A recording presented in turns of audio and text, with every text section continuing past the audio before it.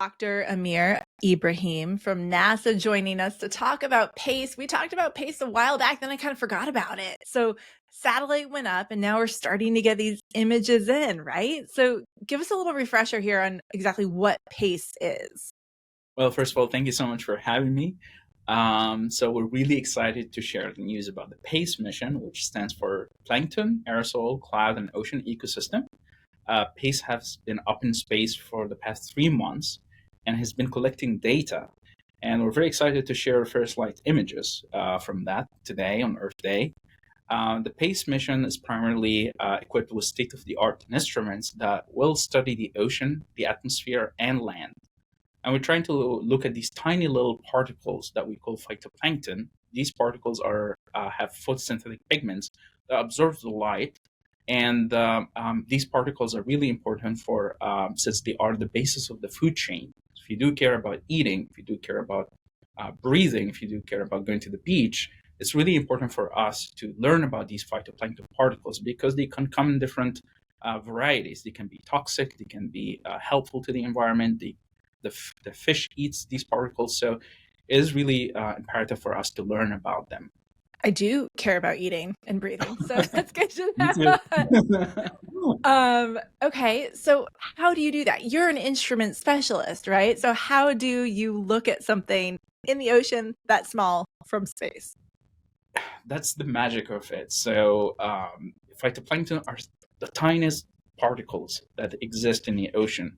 And when they are in large concentration and we observe them from space, they do absorb the light in different ways. So because they are basically have a photosynthetic pigment called chlorophyll, like plants on land, basically. So they absorb the light in certain ways and they have certain colors. So when the light comes from the ocean and we look at it from space, we have the ability to identify their concentration.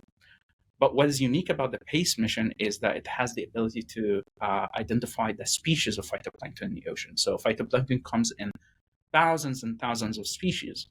And we use the light that's coming out from the ocean to identify what kind of phytoplankton it is. So imagine historically we had like ocean sensors that look primarily at the ocean from space, and we use only 4 or 5 different pieces of information. So imagine if you have like a box of crayon with 5 different colors.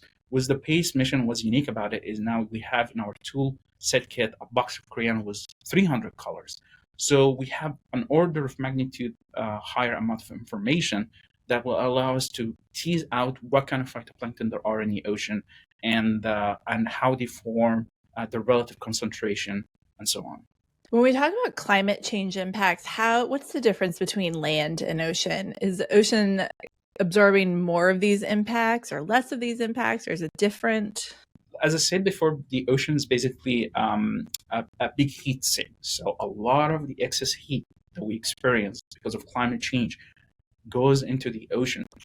And the ocean basically sequesters that heat and does have an impact on how the phytoplankton is changing in the ocean.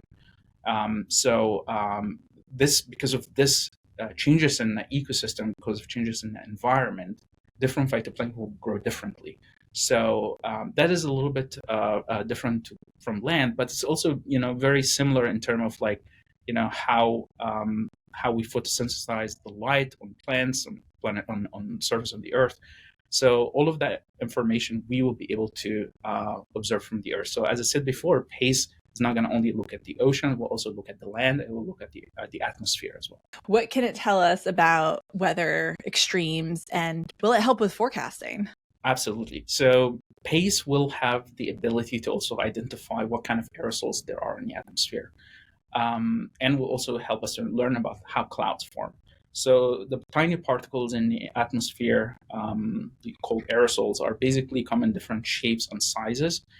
They do come from different sources as well. Either they could be coming from wildfire smokes, for example, or pollution or sea salt. And it's really important for us to learn about these particles because we care about air quality, for example, right? So small, tiny aerosol particles that we breathe in can actually have an impact on our health and our lungs. Also, aerosol particles regulate the climate, the way that they reflect the sunlight.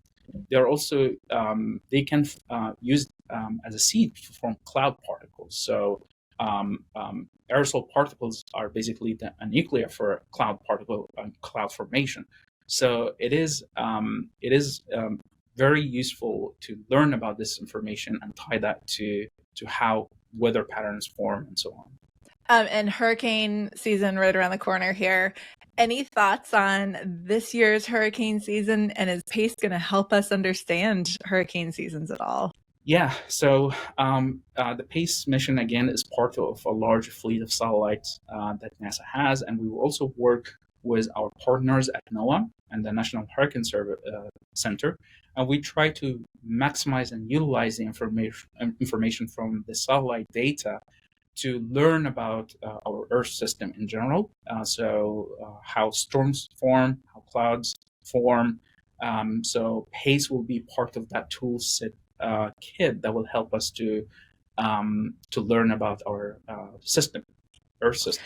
Does that data from PACE, is that like already going into computer models for forecasting, or is that something that takes more time? Yes, so we just finished our commissioning period, so the data are right now publicly available to anyone to be able to download the data and ingest that data into whatever applications that they need.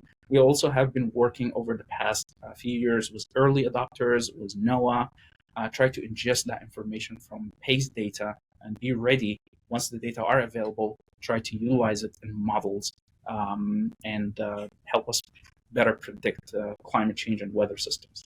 Amir, thank you so much for your time. Great information, and congratulations on a very successful mission. Thank you so much. Hey, thank you so much for watching. While you're here, check out some other videos you just may like.